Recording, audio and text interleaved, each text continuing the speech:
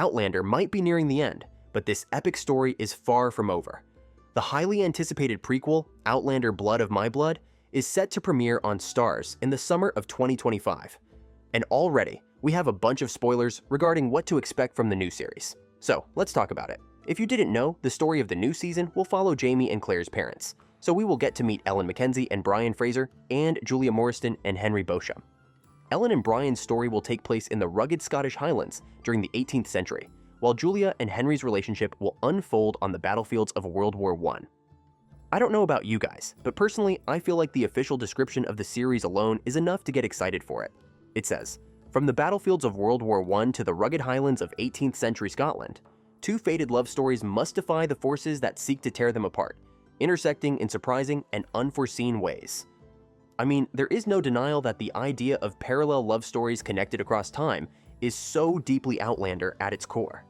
This show has always been about fate and love surviving impossible odds, and seeing how Jamie and Claire's parents' stories echo their own makes this whole thing even more powerful. So, I'm already bracing myself for the emotional roller coaster. But let me know what you think of it so far. Another reason why I'm excited for this prequel is the fact that it will provide a new perspective to the beloved Outlander characters, particularly Jamie and Claire, as we will get to have a context for their story. First, let's talk about how Jamie's parents' story will enhance Jamie as a character. From what I've learned in the Outlander books, Ellen was known for her beauty and her strong-willed nature.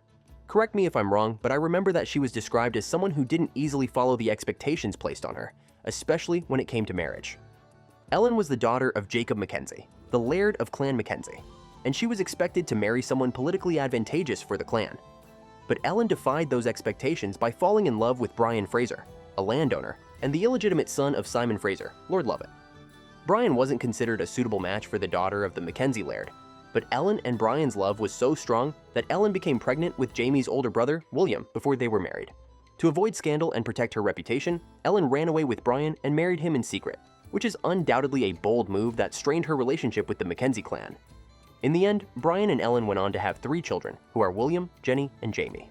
We know that William tragically died of smallpox when he was only a few years old, which left a deep emotional scar on the family, and explains why Jamie was raised with such fierce protection from Brian and Ellen. We also know that Ellen's death during childbirth when Jamie was only 8 years old left Brian devastated. His grief was so profound that he died shortly after, supposedly from a stroke. But Jamie has always believed that his father's heart simply gave out from losing Ellen.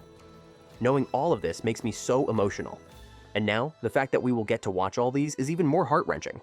On the other hand, Julia Morriston and Henry Beauchamp's story feels like more of a mystery to me, and that makes me even more excited to see it unfold. All I really remember about them from the books is that they died in a car accident when Claire was 5 years old. But please let me know if I'm missing anything here.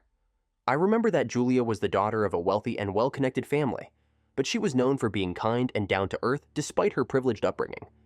Henry served in World War I as an officer in the British Army, which might explain why Claire later gravitated toward Frank Randall, who also had a military background.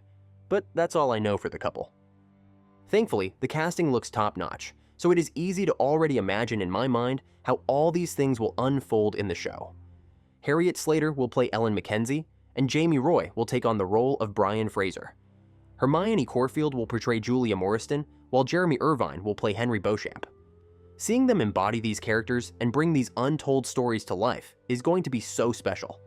But what really gets me is that we'll also see younger versions of some familiar faces from Outlander's early seasons. Rory Alexander will play Murtagh Fitzgibbons Fraser, which is huge because Murtagh was such an important figure in Jamie's life. Sally Mesham will play Mrs. Fitz, and Seamus McLean Ross will play Colum Mackenzie, while Sam Retford will portray Dougal Mackenzie. Seeing younger versions of Colum and Dougal could add so much context to the clan politics that shaped Jamie's life later on. We're also getting more insight into Jocasta Cameron, played by Sadba Malin. Jocasta has always been such a mysterious figure in Outlander, so it'll be fascinating to see how her story fits into the bigger picture. Connor McNeil will play Ned Gowan, the clan's legal advisor, and Tony Curran will portray Simon Fraser, Lord Lovat, Brian's father.